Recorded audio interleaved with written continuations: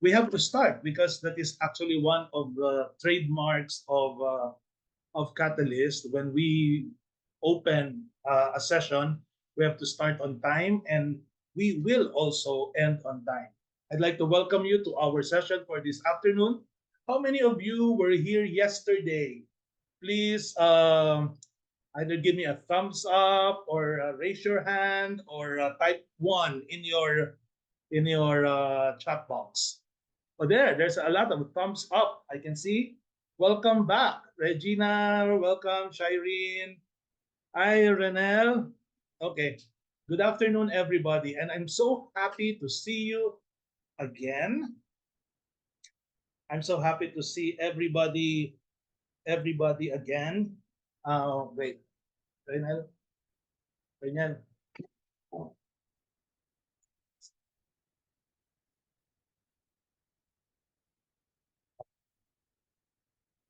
There, I'd like to welcome you and thank you for being here. Now let's do what we did yesterday. Let's have a mood color check again. Are you red? Are you pink? Do you feel yellow? Do you feel blue or green? Please type the color in your chat boxes and then let's see. Okay, many are already typing. Oh, there are more blues again. There are a lot of greens. Okay, very good, very good, very good.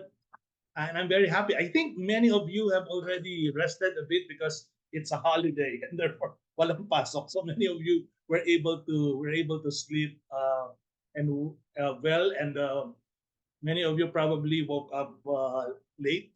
Okay, so we all as teachers, we really need a bit of rest. And tomorrow is another day. Tomorrow is another free day for us. So let us take advantage of the free time to be able to rest a bit more.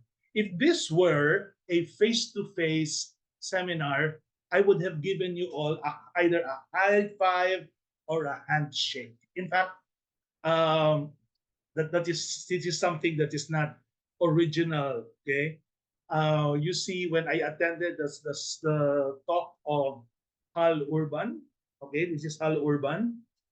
He actually introduced this, and also Tom Licona, shake hand. And this is one way of reaching out to your students. This is one way of showing that you are welcoming them. This is one way of also connecting with your students. I remember when I was on my first year as a teacher, I think I said this yesterday. One of the director of the school waited for us, shook our hands, he was standing there by the gate of the main building. He shook our hands and he welcomed us. From that time on, I also started doing that in my classroom. I was a class advisor of grade 3. When it was time for the students to come in, I situated myself by the door and then I welcomed each one by shaking each one's hand. And then that already connected me with my student. Okay. Now, but then during the seminar given by Hal Urban, every time he felt that he was losing some energy, I don't know if Man remembers this. Every time he would ask, "Does anybody want to give me a hug?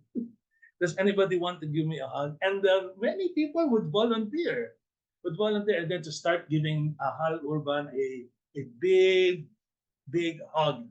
And then he said, "Okay, I'm recharged." So human connection actually makes us feel recharged. And that is what I think we have to continue doing. The power of connecting with people, the power of touching people, the power of touching hands, the power of giving hugs. Okay? Now, it makes us feel very comfortable, it makes us feel relaxed, and it also makes us feel very welcome. I'd like to welcome you to the session this afternoon. I'd like to show you a picture. I hope you can guess who this young girl is. Who is this young girl? Does anybody want to make a guess? Who is this young girl?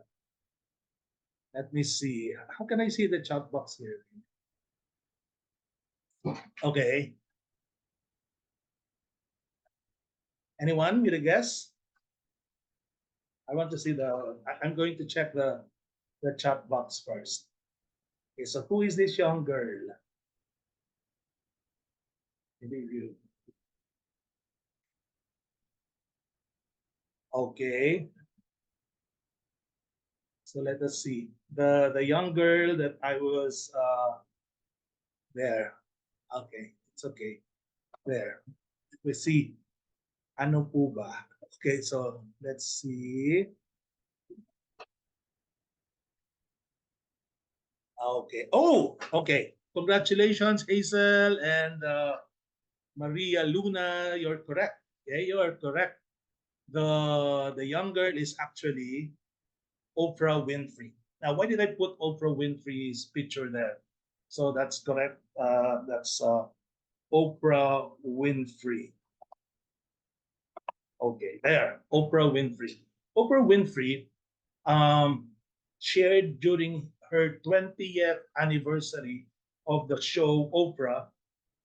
She shared that there were two uh, people who managed to touch her life. One of them was Mrs. Duncan, her fourth grade teacher. In fact, she guested her in her show. She was not expecting that Mrs. Duncan would show up, but then she did. So, and the reason why it was very heartfelt for Oprah to be visited by her teacher was because during the time when she was in grade 4, she was always in the playground alone. Nobody was playing with her. But then Mrs. Duncan would always go to her and would tell her, "Come on, come, Oprah." And then when they were already inside the classroom, she would assign Oprah to lead the devotion, to lead the prayer. And because of that, Oprah started to believe in herself. And then she wanted to become a grade 4 teacher. So one day she went home and then told her father, "I am going to be a teacher because a teacher was able to give me importance." The next lady who also influenced Oprah was this lady named Tish Hooker. Tish Hooker was actually a model and also the wife of a senator. One day, when Senator Hooker was campaigning in the town where Oprah, when she was still very small, and Oprah used to live, she actually saw Oprah, the little Oprah. And then you know what she said? She said, "Little girl, you have beautiful bee stung lips." Okay? Now, if we go back, look at the lips of Oprah. Okay? You have beautiful bee stung lips. And because you have beautiful bee stung lips, you are a beautiful creation. So from that time on, again, Oprah went home very happy and then told her father that for the first time, someone said, "I was pretty." And she never forgot the words that Tish Hooker told her. And because of that, she became the woman, okay, the woman that we know of. No? So Oprah Winfrey. So you see, dear teachers, kind words make a big difference. It is important that whatever comes out from our mouth as teachers, it is important that they are words of kindness. And you just do not know the effect of your kind words to your students. Now look at the effect on Oprah, Mrs. Nitish Hooker, and then Mrs. Duncan, very important people in Oprah's life. So the reason why I use the example of Oprah is because I wanted to show that everyone wants to feel understood, that everyone wants to feel important, okay, and that everyone wants to feel understood. Now, inside the classroom, what is the perennial question that we ask every time before we end the lesson or before we end a part of the lesson? We always ask the question, di ba? Do you understand? Do you understand? And then we wait for the students to respond. When we wait for the students to respond, ang kanilang response are always, yes, sir, we understand. Okay, yes, ma'am, we understand. But how do we check for understanding? How do we know that uh, indeed our students understand? So let us see.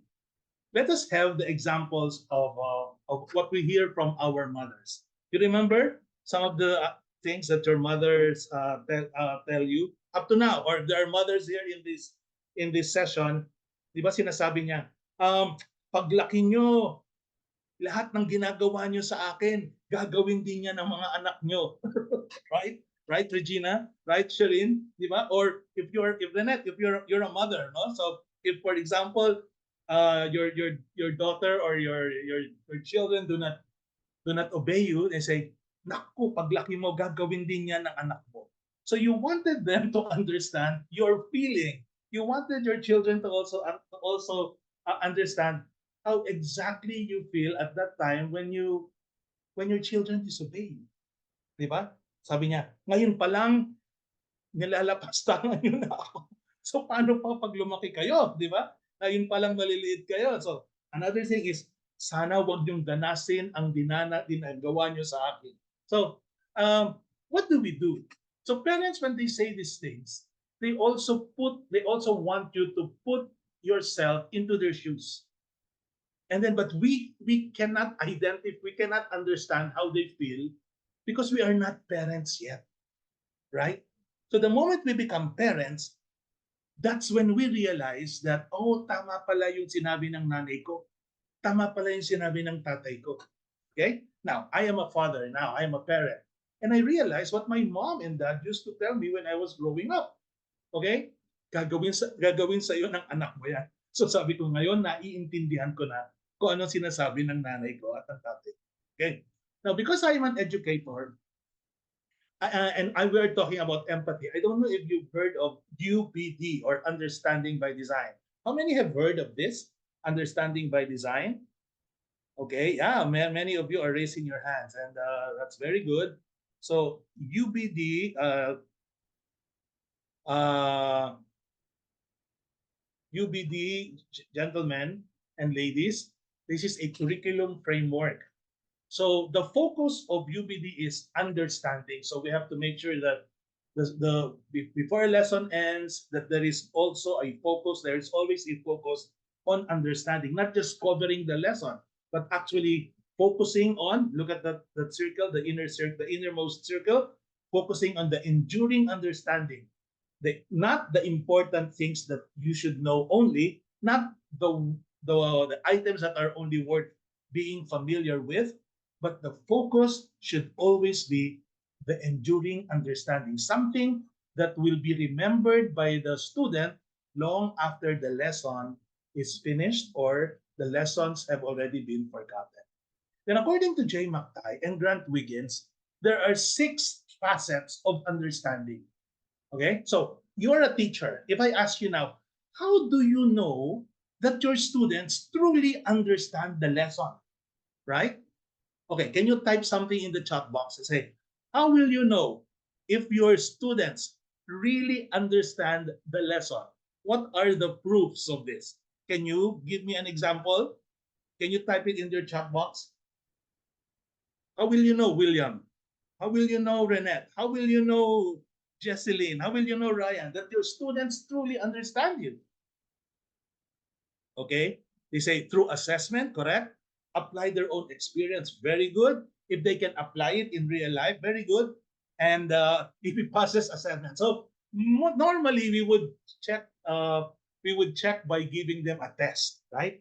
According to J. McFly and Grant Wiggins, there are 6 facets of understanding, and I'm going to, just in case you still do not know what these are, I'm going to introduce to you the 6 facets of understanding and related to the topic that we are going to be discussing lengthily this afternoon.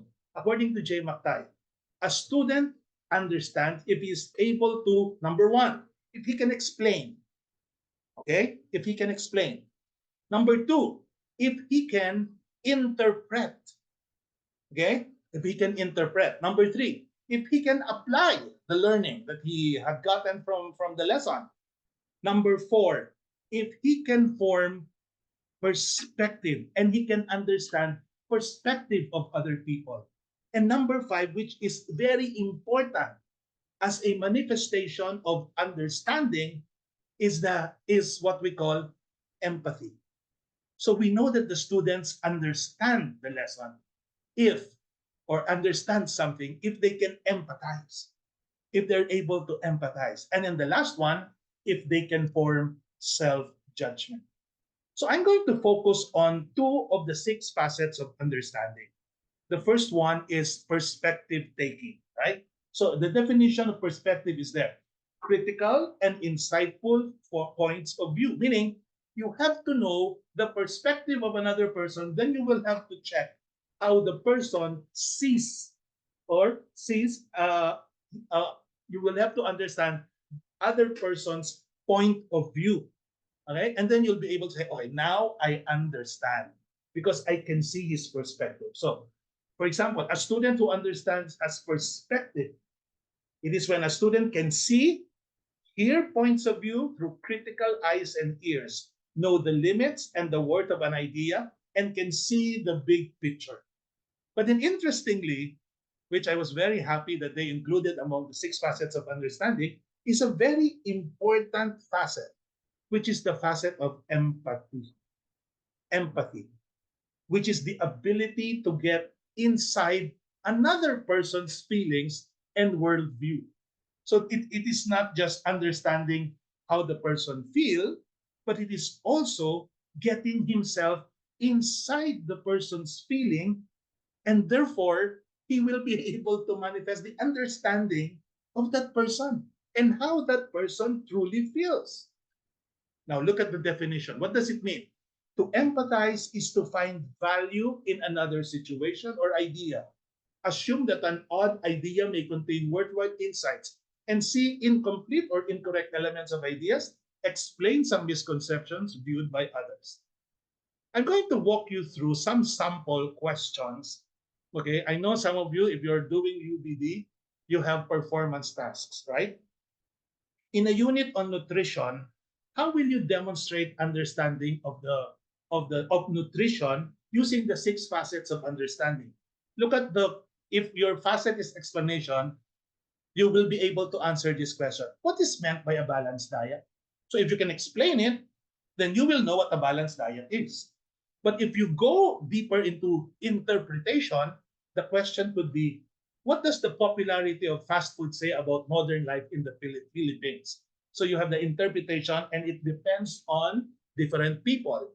Application. What could be served as healthy yet tasty snacks for a class party? So now you'll be able to apply your what you learned from nutrition. And if there's a class party, what could you serve as healthy yet tasty snacks? Now look at the item on perspective. Do the food pyramid guidelines apply in all countries? Now look at the perspective. So it's not just understanding the perspectives of the Filipino, because the food pyramid in Japan is different from the food pyramid in the US, or the food pyramid, for example, in a Mediterranean country, or in a European nation, or in Asian countries. Okay, so you have to know and understand perspectives of different people. Interestingly, again, look at the one on empathy. How might it feel to live with a dietary restriction caused by medical condition? For example, you will have to plan a diet, but then how does it feel to live with a dietary restriction? For example, if you have a heart problem, or if you are diabetic, okay? So if you were diabetic, or if you had a heart problem, or you had a kidney problem, how will you be able to show understanding? You can do that if you put yourself in the shoes of the person who's actually experiencing that. Okay? Now, self-knowledge. To what extent are you a healthy eater? Then you start asking yourself, am I a healthy eater or not? Now, these are the verbs that you can use. Also, I'm just giving you some guidelines. Here are the verbs that you can use to show empathy. And you can already use this if you want to plan either your question or a performance task, so that you can use the facet of empathy. Number one, At the end of the lesson or the end of the unit, the student should be able to believe. Okay? At the end of the unit, the student should be able to assume the role of, meaning putting themselves in the role of another person. At the end of the session or the end of the unit, the student should be able to consider, or the student should be able to imagine, or the student should be able to relate, or the student should be able to role play. Okay? So if you look at all of these six verbs, you can already coin some activities that you can use for your classes to be able to check whether your lesson can actually show empathy or not. Okay? Now, but then yesterday in the session we said one of the ways by which we can also show empathy is through what we call the character education program that we have in our school, or that you actually implement inside your classroom. So which means the education of a person's character. Do you remember this slide? Those who were here yesterday, you remember this slide? Okay. So Chloe, were you here yesterday? Do you remember this slide? Yeah. Okay. And then we said character education is helping each student to become better. Okay, helping each student to become better. And then we dissected this, and then we defined each of the words. So again, I repeat, one of the ways by which we can actually show empathy is through character education. Let me introduce you to this man. Okay, his name is Eddie Jaku. He was a survivor of several German concentration camps during World War II. And he wrote, okay, of his wartime experiences after he emigrated to Australia. Now, this memoir is called The Happiest Man on Earth. And he published this when he was already 100 years old. You can check the YouTube. Maybe I think he has a 1 minute or 2 minute TED talk. Okay, where he spoke of the reason why he named himself one of the happiest, if not the happiest man on earth. And you know, in the book, which I just finished reading, he said, because I have, okay, this was when he was still alive, and in the TED talk said, I have meaningful relationships with people. So what does that mean? If you want to be happy and to remain happy here on earth, all of those wealth, of course, they're important, or whatever material stuff you have. But for him, okay, the most important thing that mattered was because he had meaningful relationships. With who? With his wife of 73 years. And meaningful relationship with his two sons. I think Andre and I forgot the name of the other one. So what does that mean? So that means that we can be happy if we maintain meaningful relationship. Now I'm going to go back to that now. Meaningful relationship. In our school, there are important aspects that should be given priority, right? Academics should be given priority. The facilities of the school should also be given priority. The training of teachers, the salary of teachers, etc., etc. So then maybe the number of students, the number of enrollees. Okay, but then very important is we have to also prioritize character education. And number one priority when it comes to character education is the culture in your school. The culture in your school. When someone visits your school, for example, what will that person see? What will he smell? What will he touch? What will he hear? What will he feel? What are the acceptable practices in your school? What are the practices that have become your school's traditions? So, all of these things, everything about your school is part of your culture, is part of your culture. The way the guards greet, the way the students also greet you. Do they welcome you? Do they say good morning to you? Or when the students line up, do they line up straight? when they go from one classroom to another, do they run, or do they give priority to the elderly, etc.? So what does that mean? Part of the culture in our school is that every relationship inside our school should also be given top priority. Why? Because we're human beings. And because we're human beings, we we relate with people. We are not an island, okay? So we had already experienced that a bit during the pandemic when we were just locked inside our homes. But we're back. We are already outside. Relationships matter. And inside the school, there are various relationships that should be given focus. Number one, teacher with other teachers. That's one relationship, and that's very important. Secondly, the relationship between the teachers with the students. Okay, student and teacher relationship. That's very important. Another one, the officers and the teachers. What kind of relationship do you have with your immediate superior? Or what kind of relationship do you have with your co-teachers? Okay, as I showed earlier.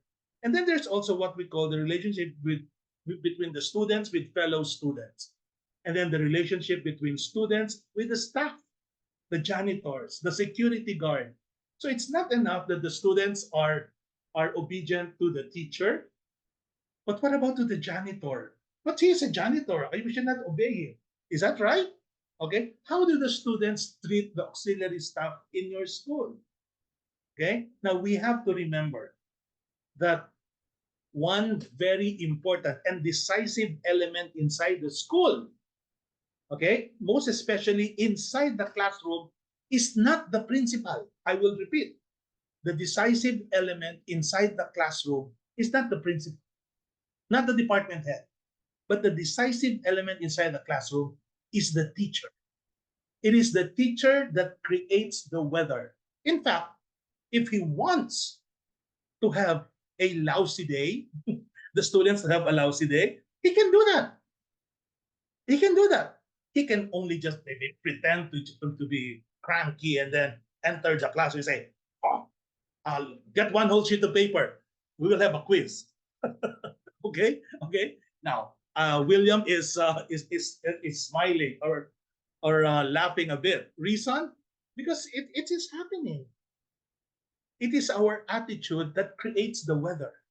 We can actually treat our students. We can actually humanize or dehumanize a child. How do we dehumanize a child? When we treat that child like an animal, we just make him obey. Okay, we just make the children obey without understanding the reason why they have to obey. Okay, so as teachers, ladies and gentlemen, as teachers, please bear in mind, which is very important because of this whole thing of fostering empathy. We are relationship builders. We are not relationship destroyers. If the teacher destroys relationship, well, there is something wrong. Okay, there is something wrong. We are supposed to build relationship, and we have to help the school acquire and reach that particular culture where relationships are valued and relationships are given a lot of importance. So one way to do character education is to build relationships. How? By fostering empathy inside the classroom. Again, how? By fostering empathy inside the classroom. I've been mentioning empathy, but I have not fully defined what it is. Now look at this. Okay, empathy is a concerned response to another person's feelings. So that means if you see somebody and he shows this kind of feeling, there is a response that one person, okay, has to give to the kind of feeling that another person has. It involves different. It involves the following. It involves thinking. I repeat, it involves thinking. It also involves feeling and even physical reaction. Physical reactions also count a lot of our body, you know, So if we have if other people, when it will actually show how we relate with other people by way of our facial expression, okay, or how we also understand the way the person feels, and using also our body language. So to have empathy, we have to notice and understand others feelings, but that is not enough, I believe. But that is not enough to just understand. We also need to care about and to value the person and to value his feelings. Okay? Okay? So, um, the torturers, the torturers, they are very good at taking others' perspective. Okay, why? Because they don't have empathy for them. So, you remember when Jesus Christ was scourged at the pillar? If you watch the movie, uh, our, if you watch the movie The Passion of the Christ, and Jesus Christ was there scourged, what did the soldiers do? They kept on hitting, they kept on hitting our Lord, and you could see on their faces nothing, very plain, because they did not have empathy for our Lord. They did not understand what Jesus Christ was going through. Now, when that happens, then our projection is different. Hindi kita naiintindihan. Therefore, my face does not change. My feeling. Okay? So empathy is a key part of being a responsible and helpful community member. So in the school, if you show empathy, okay, if you show empathy, then you can actually see if our community is responsible and helpful. Okay, so for example, young people who show empathy are less likely to bully. So if they feel that they're understood, they are less likely to bully, because empathy can also be a route to academic and career success. You have to remember that. Okay, so if you feel that you are understood, or if you feel that you are also giving understanding, or you understand others, it also makes you feel successful. And I have seen so many students in our school. I have been a teacher for 37 years. When a student in high school, for example, begins to understand by helping his classmates who are not doing very well in a specific subject, it makes him feel happy, because there is understanding of how the group of classmates actually feel. Okay, so it helps people understand, and then it make the people also work with others. So while we may be producing smart, self-assured generation of young people today, look at the problems that our generation, the generation of our students are actually facing. The culture of hate, right? They're exposed to this. They're exposed to this hatred, glorification of the vulgar, meaning to say, saying bad words.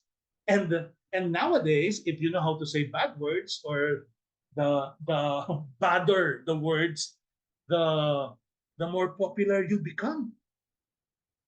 Nakakainis, di ba?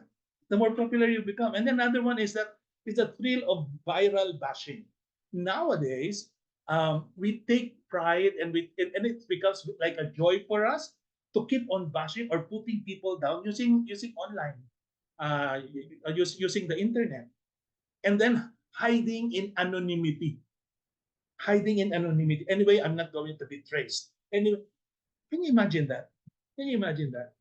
Thrill of viral bashing, which actually leads to a person being self-absorbed.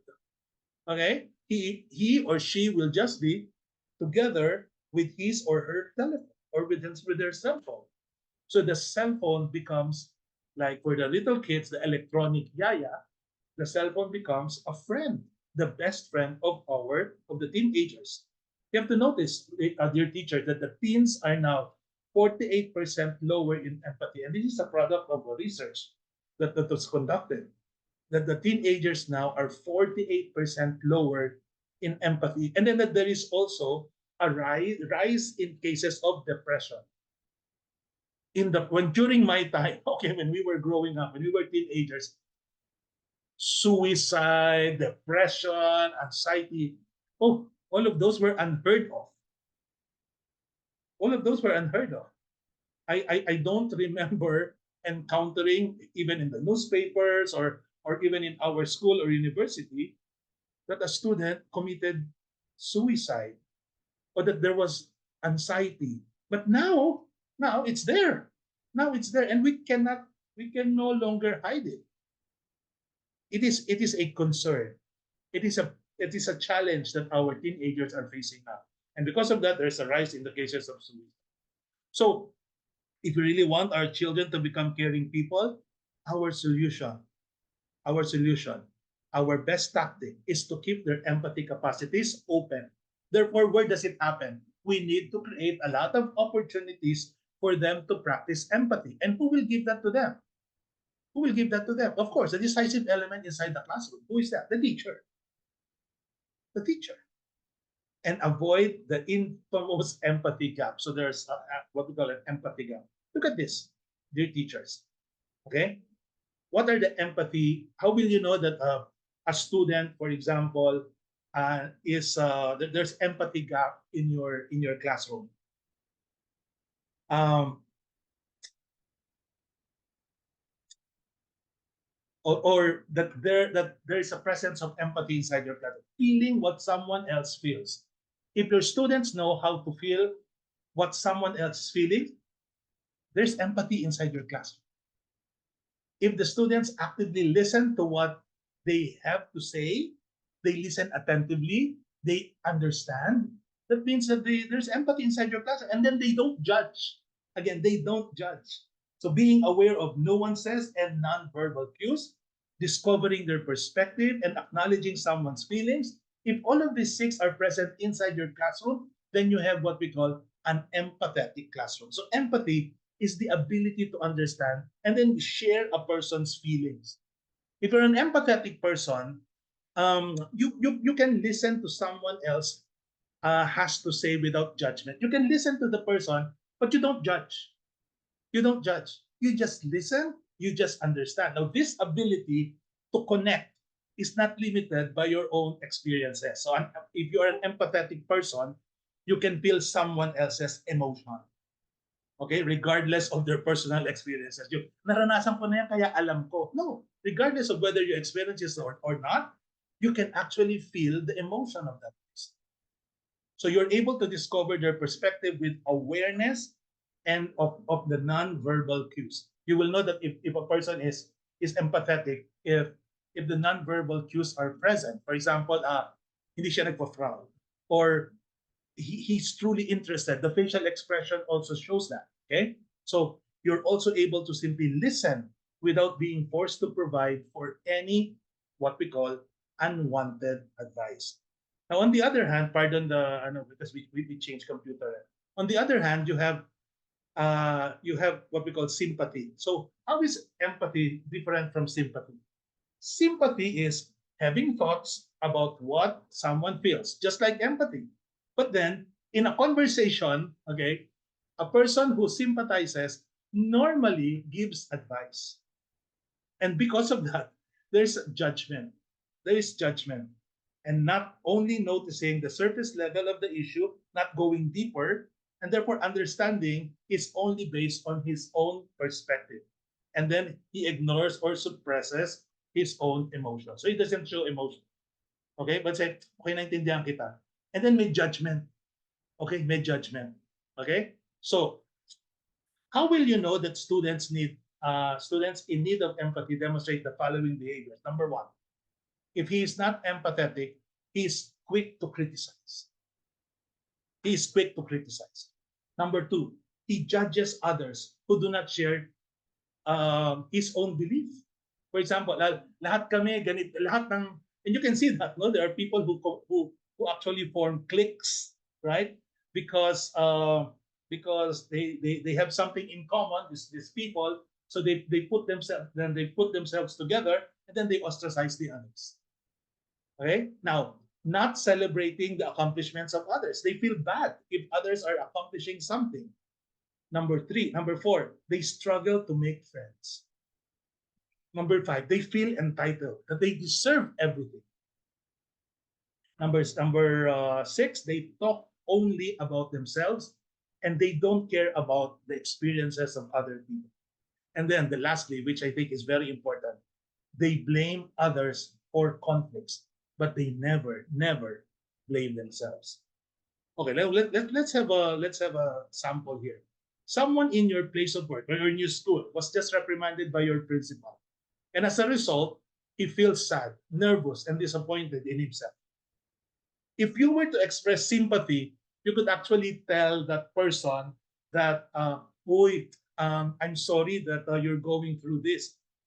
However, okay, this wouldn't stop you from feeling judgment towards the situation. So if you start judging the person, then perhaps you judge them by having been reprimanded. So if you're a sympathetic person, you say, "Uy, okay lang yan. At least may trabaho ka pa." At least may trabaho ka pa. So are you being empathetic there? No, you're being sympathetic. You don't understand exactly how that person is feeling. So on the other hand, you wouldn't say this if you were an empathetic person. Because because with empathy, you feel the sadness, you feel the nervousness, you feel the disappointment of the other person. And therefore, you care about his well-being. So if you were to express sympathy, Sorry, I think the internet of Mr. Salamat yes, got this. Okay, you're back, Mr. Salamat. okay. So again, so I was saying that if you're if you are an on the other hand, if you wouldn't say that if you're an empath, so with empathy, you feel the sadness, you feel the nervousness, you feel the disappointment of the other person, you feel how he feels, and then you care about his well-being. On the other hand, the sympathetic person may show some signs of understanding, but then does not really care that much about the well-being of the person. So you can let them know they're not alone. You don't need to find a solution to their problem. Instead, you can say something like, "I'm really sorry. I'm so glad you told me. I am here for you." That's being sympathetic, empathetic. That's being empathetic. Now, I'll give you another example. If someone at work, for example, tells you, "Pare, may marriage problem ako eh." Di ba? May marriage problem ako. A sympathetic person will say, "Oh, that's shocks. Grabe yan. Why don't you go and have your, why don't you go to a marriage counselor?" So you're already offering an advice. On the other hand, if you are an empathetic person, what you can do is to fully listen to the other person. Now, if this is someone you're comfortable with, you can actually ask if they would want to talk to you about it, or if there's no need to try to fix the issue for them, don't fix it. Maybe that person would just want you to listen. So instead, offer a moment of what do you offer? Not advice, not judgment, but you know what's important? To show that you are really empathetic and you practice empathy is you offer a moment of connection. Importante yun. You offer a moment of connection. And human beings are like that. Remember yesterday when I said, give them the three T's: time, treasure, and talent. But don't forget the last one, touch. Because nowadays, that's very important. You touch. You feel the person. You feel the person. Sinong kailangan niya? Yung mga matatanda, minsan hindi na natin sila naiipo, no? Hindi na natin sila nahahawakan, and they long for that. Okay, so how do we foster empathy inside the classroom? Okay, time check, it's 3:45. So we have about 30 minutes, okay, to discuss this. We already started that, okay, earlier. But of course, it's not face to face.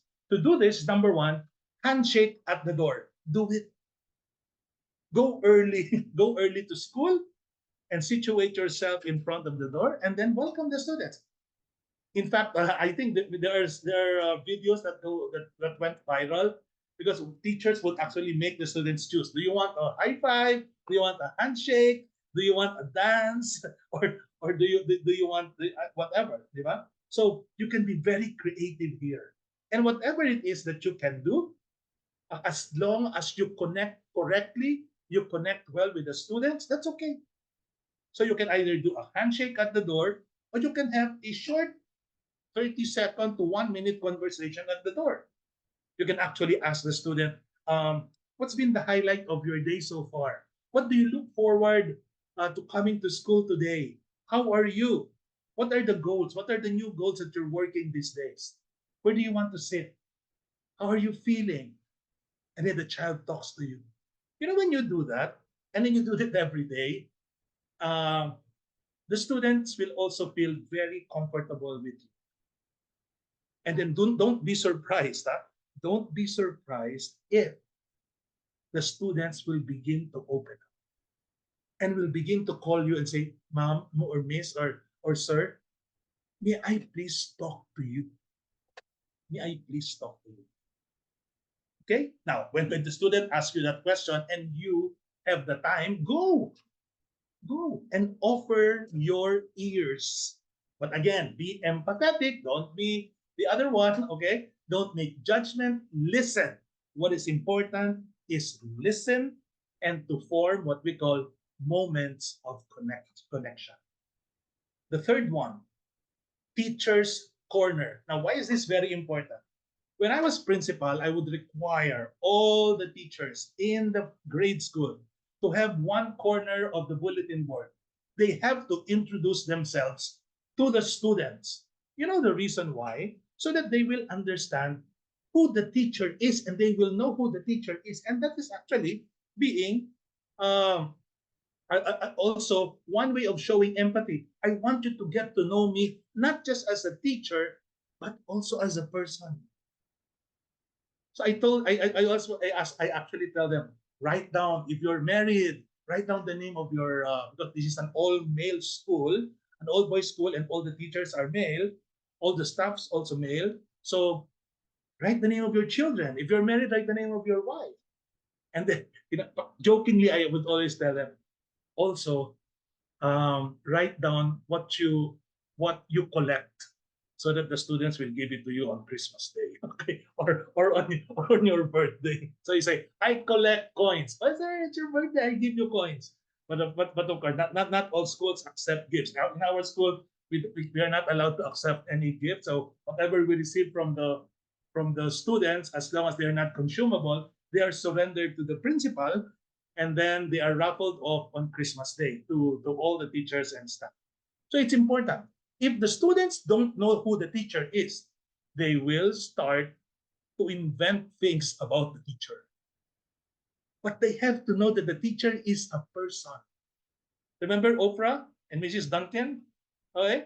So, uh, and that's also the reason why when every time when teachers attend seminars and then there are certificates, I tell the teachers, print out the certificate and post it on the bulletin board of your classroom. Sabi nila, sir, why? So that they will know that you're a professional teacher, that you attend seminars. In fact, you can actually tell the students, I just attended a seminar on fostering empathy. But of course, they'll expect you to be more empathetic now because you attended the seminar. Okay? The next one is, I don't know if you have this, but I know that some schools are already using this and doing this. This is called attitude box. So by the door, you can actually tell the students, okay, those of you who are not feeling well, who don't feel, who have some negative feelings, who don't feel that they want to come to school or whatever it is that you feel bad, please write down all of those. Please write them all down on the sheet of paper and put them all in that attitude box. But remember, if you want to see me and talk to me about what you're going through and how you feel, please indicate that also in the wonderful. That is so beautiful. And I've done this, nawalan lang ako ng oras kasi lahat sila gusto makipag-usap. Okay? Gusto makipag-usap. Okay, now, very important, very important. We have to model being empathetic. And these are the checklist. At the end of the day, go through this checklist and ask yourself the following questions. Do I warmly greet each student? Did I warmly greet every student? Did I seek other opportunities to connect with each and every student in my class? Was I prepared for class? Did I go to class even when did I treat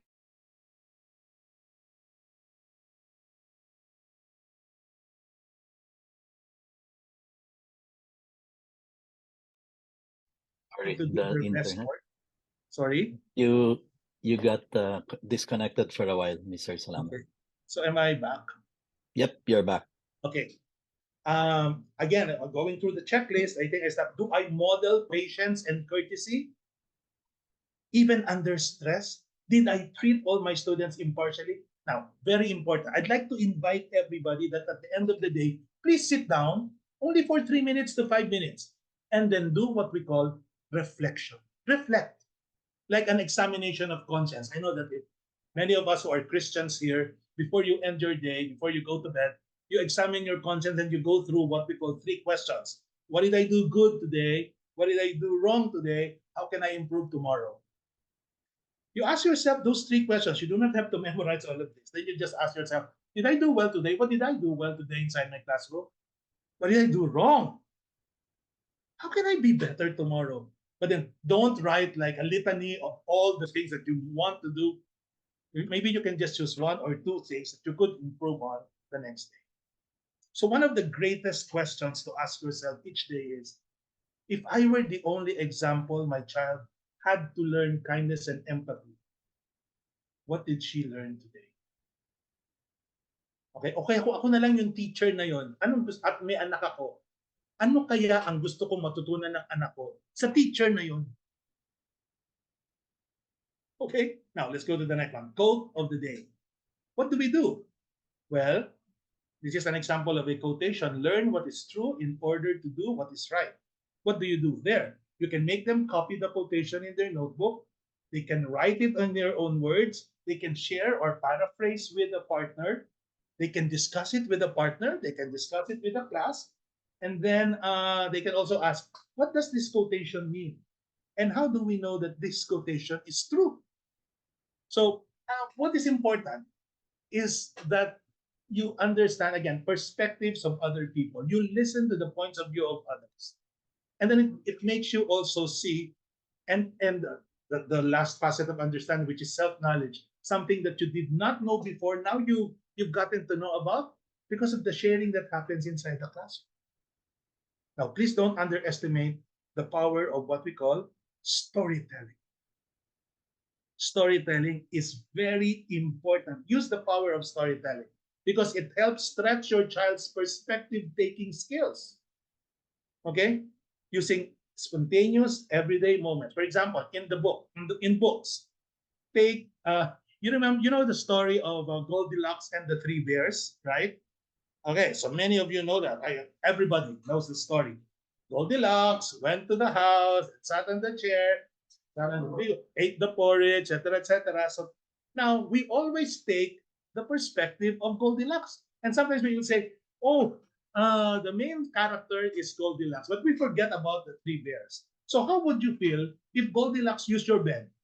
So you ask that question. If Goldilocks used your bed without permission, and Goldilocks entered your house and sat on your chair, ate your porridge, etc., how will you feel?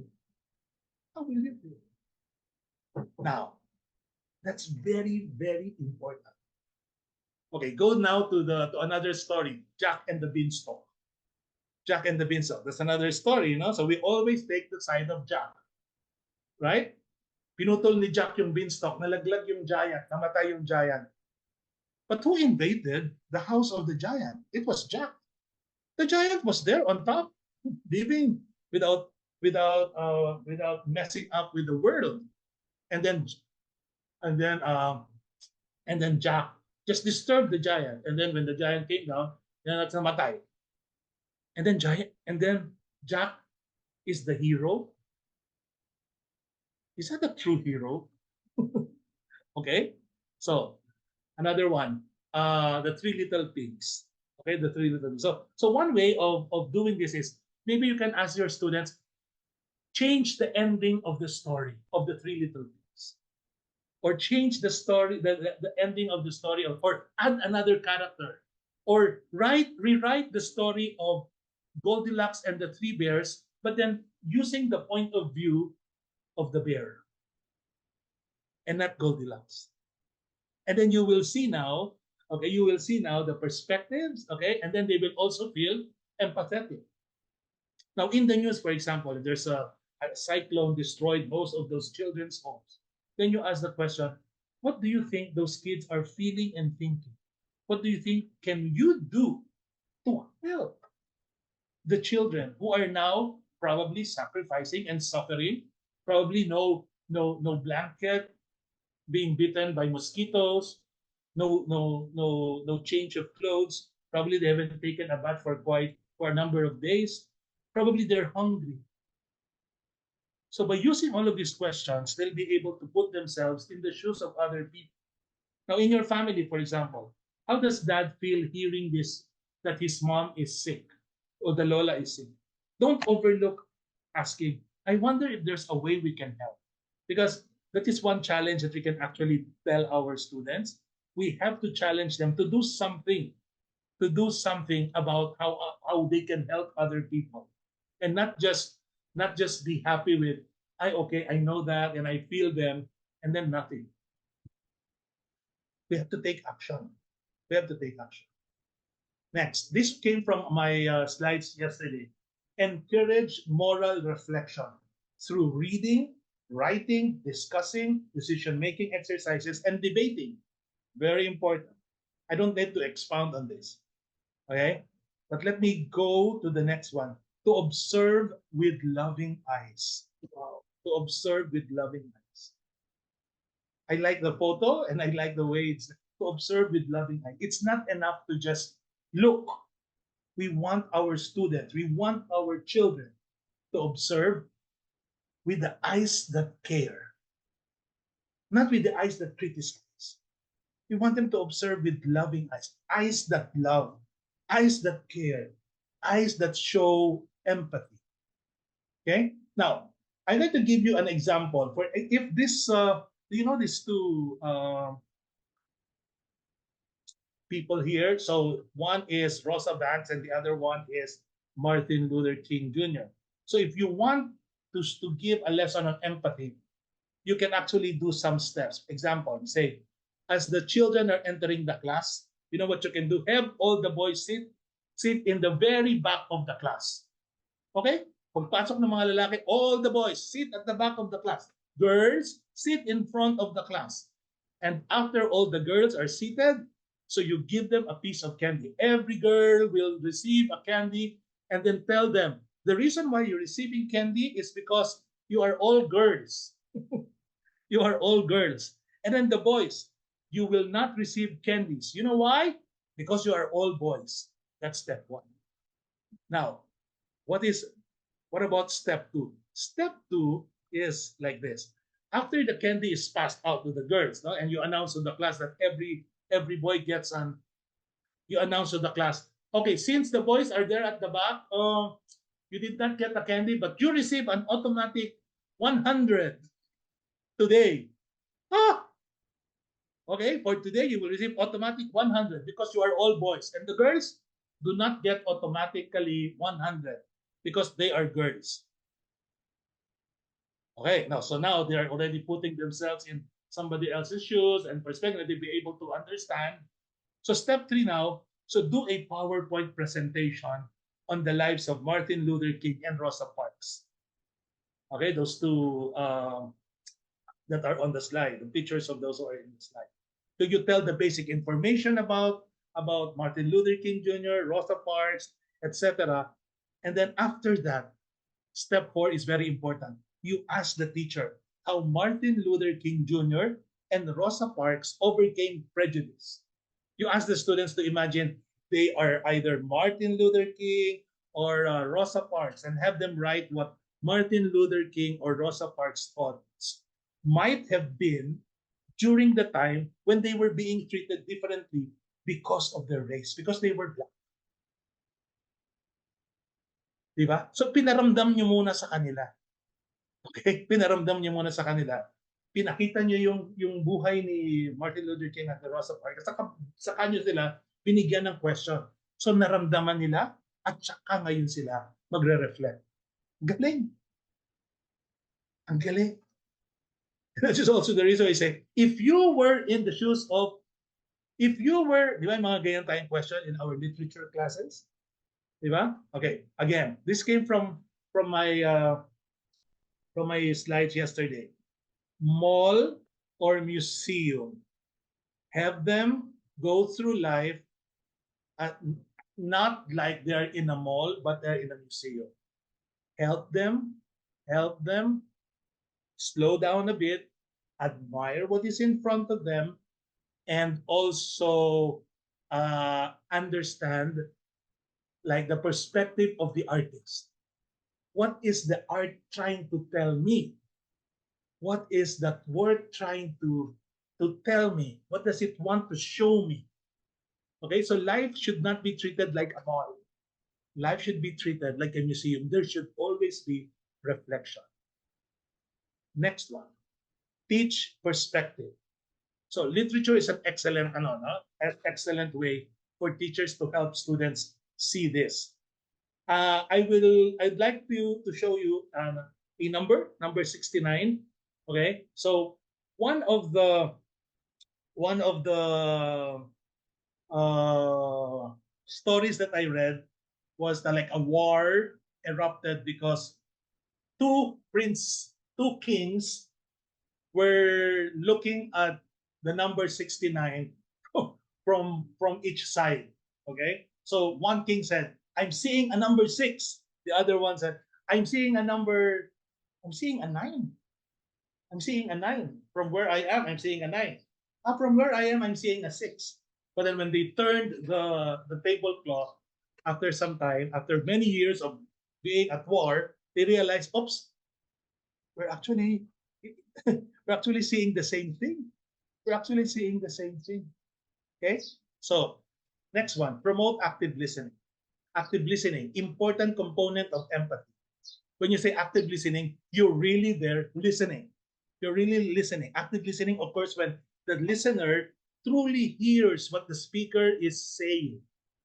Okay? And he will not make judgment, but he will try to actually identify the feeling that the person is actually saying.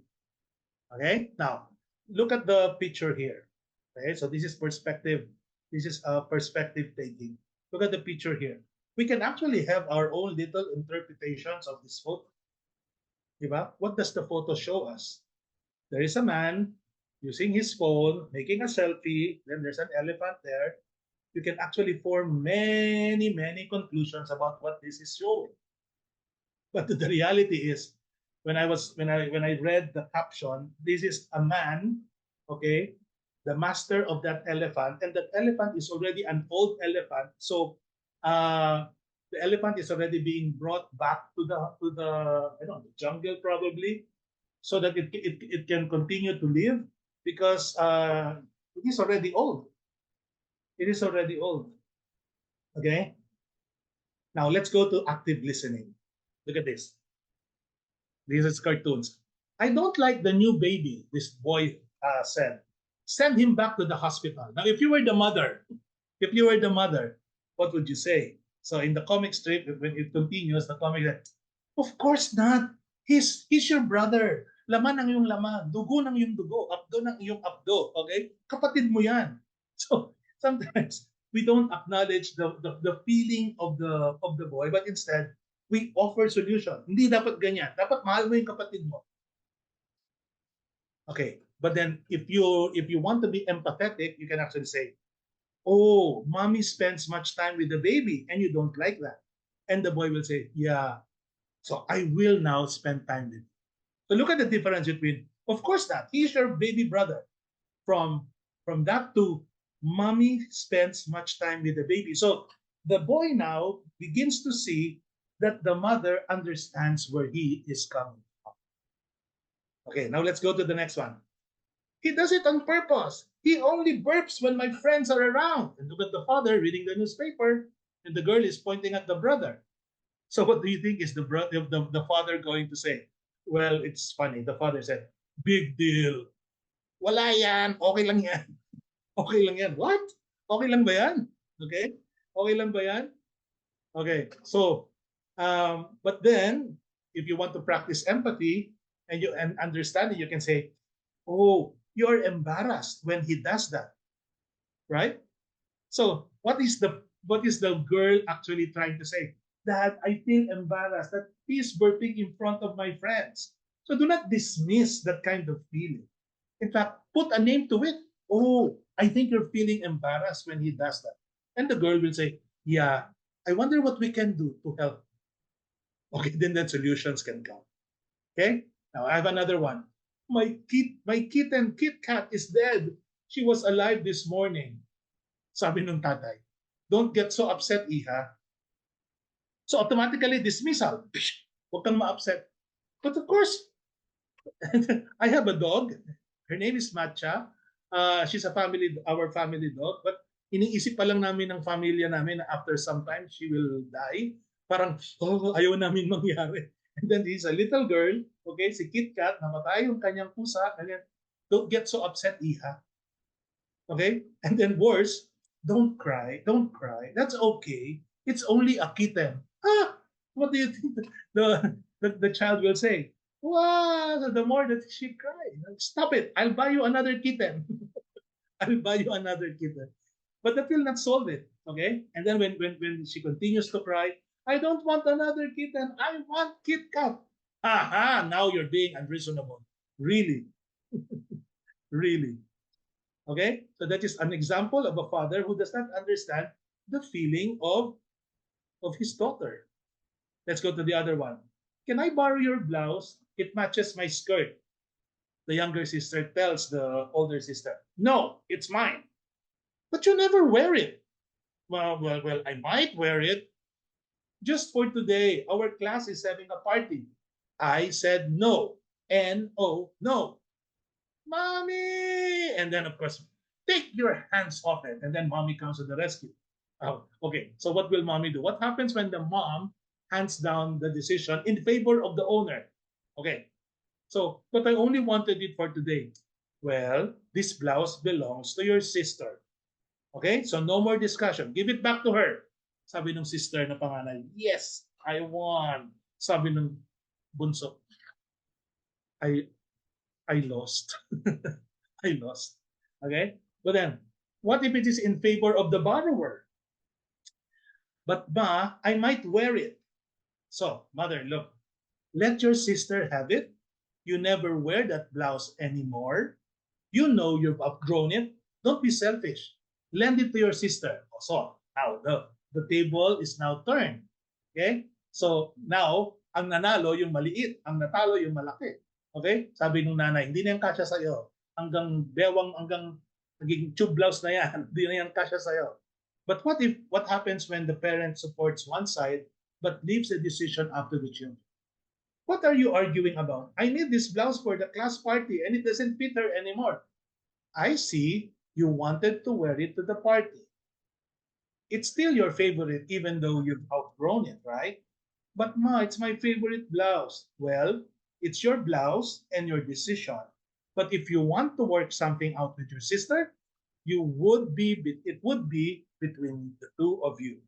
So, sabi ng anak, let's trade. You can wear my new crystal earrings all week if I can wear your blouse just for today. Well, I don't know, but yeah, don't spill anything on it, okay? I'll let you borrow. Diba?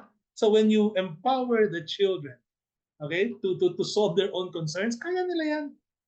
So minsan tayo, mga adults, we offer solutions immediately. Okay? Next one, defer judgment. I don't have to explain this lengthily. Hindi naman tayo judge. So huwag tayong maging judgment. Okay? Huwag tayong maging judgment. So it can be difficult for students to refrain from immediately sharing their opinion about something.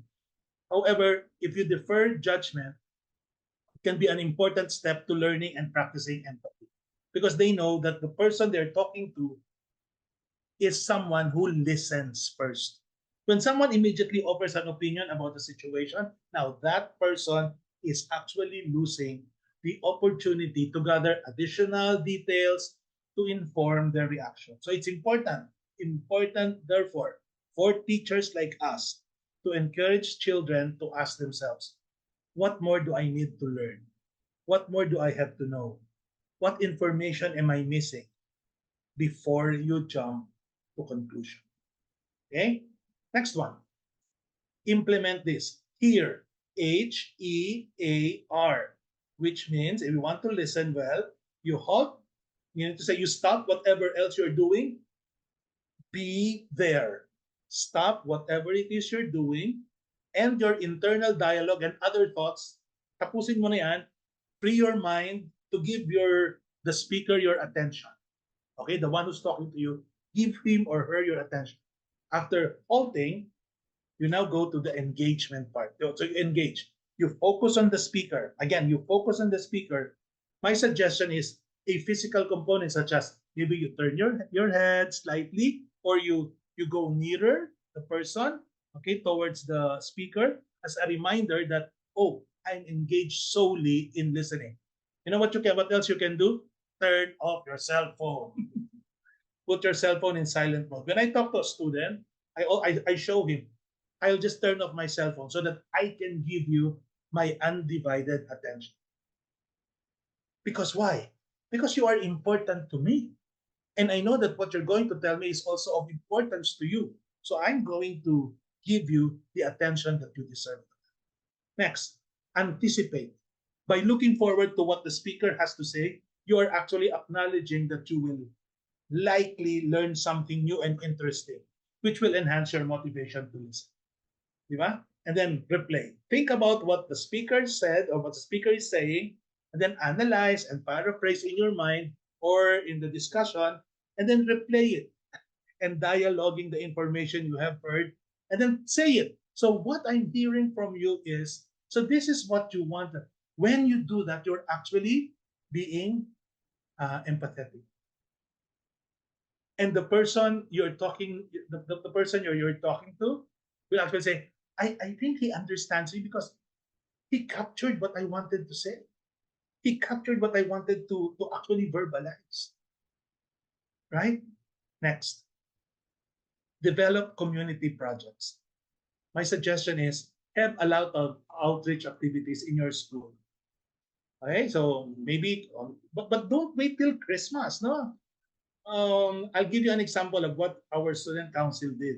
Our student council, every year, on a yearly basis, because actually it was started by Man Rentoy. Man, I'm giving you a tribute when I say this. Remember when you used to, the student council of the grade school sponsored medical mission for the guards and canteen sellers and janitors. So we still continue doing that. But this time, medyo nag-level up pa kami.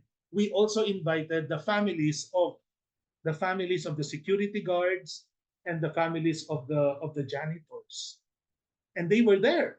So we called it Mission Maginoo. Mission Maginoo. And you know how many people went there? 500. And you know, we did not invite all the high schoolers to be there, but we invited volunteers. You know how many volunteered to go? 120. Fantastic. 120. Now, it should not stop there. Okay, it should not stop there. After the Mission Maginoo, it was on a Saturday. Monday, all of those who were there wrote a reflection paper about the activity. Very important. Pag walang reflection, wala yan. Okay? Kasi parang dumaan lang siya. Okay? Next, reflect on kindness. So instead of always asking, what did you learn today? Or what grade did you get? You should also include things like, what is something you did that was kind today? What was something you did today that was kind? What kind thing did you see someone do today? Next one, teach academic honesty. Teach academic honesty. Okay? Have the students realize that cheating is a sin. And you don't tolerate that in your classroom. Okay? Because cheating is a form of lying. It misrepresents what you know. It violates, the teacher says, and all the reasons are there. It's unfair. It will lower your self-respect. It damages your character. If they do not know, okay, and then you just told them, you just tell them, oh, don't cheat, huh? Why? You tell them all of these 5 reasons, and they will not cheat because they know the why. Again, know the why before giving them the what. That was something that I told you yesterday. Next, sharing our witness. I like this. I like this. Our nearest gas station sold pornographic materials. It wasn't convenient to drive to another, but we got 30 people in the parish to boycott that station.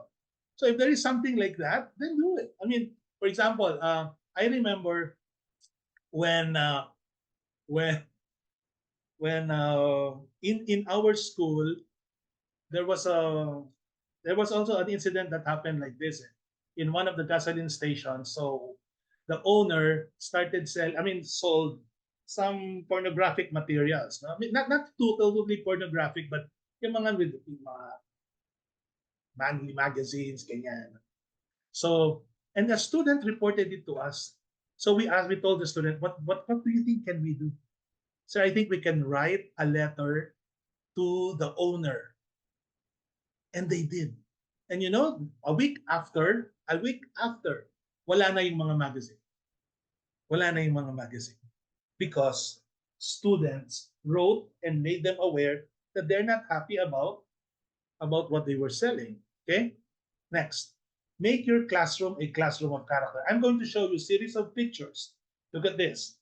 This is something that we do in our school. Every class has a class banner, and a class name. Instead of calling a class cheetah, sometimes we just do this, no? Dogs or cats or lions. We put a name, we put a virtue. So courageous cheetahs, and then there's a logo, and then there are what we call virtues that they would want to live and practice inside the classroom: faith, respect, and responsibility. On the other one, you have fearless falcons. Look at the logo, and then the values that they would want to practice are justice, courage, and compassion. And then remember, there are like 3 classes per level, so 3 times 6. That's a total of this. Okay, so look at that. And then we put it in one big tarpaulin and then displayed it and say, character is power. Character is power. Inside the class, I'll take you inside one of the classrooms of the grade school. This one. Welcome. Together, even the smallest can achieve the greatest goal. Ang pangalan ng kanilang section ay ants. Okay? Okay. I remember, man, I don't know if you remember, Michelle Borgo went inside this classroom. And then Yep. she said, "This is a beautiful classroom. There are a lot of reminders for us to be virtuous and kind, etc." So, in our classroom, we only have 5 rules. There, the 5 rules: 1, 2, 3, 4, 5. We call those the classroom discipline plan. And these 5 are recited by the students every day after they pray. And then on top of that, you have the 11 school-wide discipline plan. Okay, if you want a copy of this, just tell Mr. Rentoy and we'll send you. Next one. When you enter the classroom, you say, home of the champs. Home of the champs. Along the corridor, you'll see that the virtue for each month is displayed. This is how the classroom looks like. So there is a banner also inside the classroom. Okay? Look at this one. So grade 2 level pledge. We join together by studying, exploring, and sharing, etc. There's a motto of the week, there's a virtue of the month, etc. So we also have a a poster that we send to our parents every month, together with what we call the virtue of the month manifestations. Okay. So next slide. Refrain from making assumptions. Sorry, pardon this, the mistake. So even teachers who expect their students to defer judgment and show empathy will sometimes need to be reminded to expect the same of themselves. Sometimes we make assumptions. And then hindi maganda. Hindi maganda because this may give the students time to explain what other things are happening in their lives or to admit that they made mistake. Now, as a teacher, it is best not to assume that you have all the facts about the situation before speaking and responding to the students. Okay, next. Conduct class meetings. Conduct class meetings. Very important. If there are issues inside the classroom and you're the class advisor and you want the issue to be solved, don't solve it alone. Solve it with the class. Okay? Ask the students. There is some, everyone is not passing homework. And I received reports from your other subject teachers that you have been very noisy during assemblies, etc., etc. Now, I'm throwing the concerns to everybody, and now let's work on a solution. What do you think should we do? Why do you think the students are like this? Why they so now they'll start to understand, they'll start to say and give their own perspective and try to understand where the others are also coming from. Diba? So it is important to have class meetings. You have class officers inside your classroom, right? So make them lead. Make them lead. Okay. So I think I've covered quite a lot already, but let me tell you, gentlemen, that I wanted to end this with I was looking for a song that can actually be something that we can use to signify empathy. And I realized this song of A Whole New World. Do you know this song? By I so if you look at the lyric, when I was looking at it, I said, oh, parang may empathy dito. Okay, look at this. I can show you the world. Right? Shining, shimmering, splendid. Tell me, princess. Now the teacher saying, no, instead of Aladdin. Tell me, princess, now when did you last let your heart decide?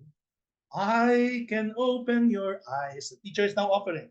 Take you wonder by wonder, over, sideways, and under. Where and how? On a magic carpet ride, a whole new world. What kind of world that? A new fantastic point of view.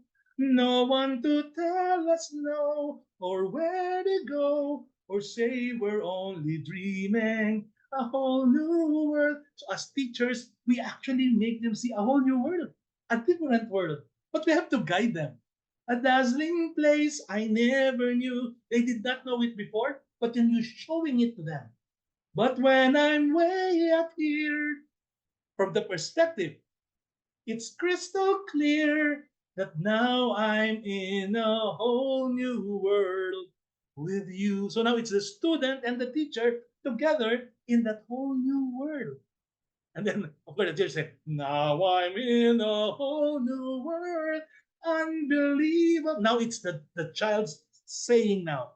Unbelievable sights, indescribable feeling, soaring, tumbling, freewheeling through an endless diamond sky, a whole new world, 100,000 things to see. But then look at that, a whole new world. And what is the teacher saying? Hey, don't you dare close your eyes. There's a lot to see. There's a lot to see. 100,000 things to see.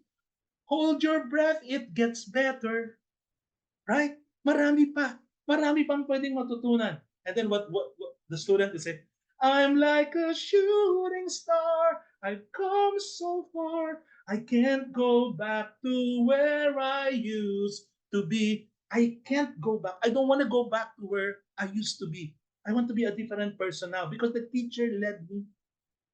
And then the two of them say, a whole new world, every turn a surprise. With a new horizons to pursue, every moment red letter. I'll chase them anywhere. There's time to spare. Let me share this whole new world with you. Imagine that the teacher is saying to the student, I will share with you this whole new world. And the teacher say, a whole new world. And then the child will say, it's really a whole new world. for you and me.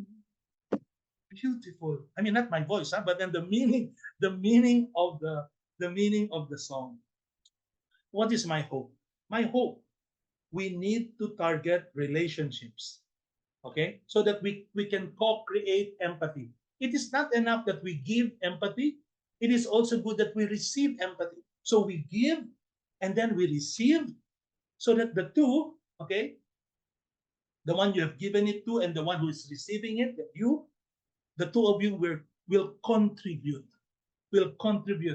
to change and transform the world.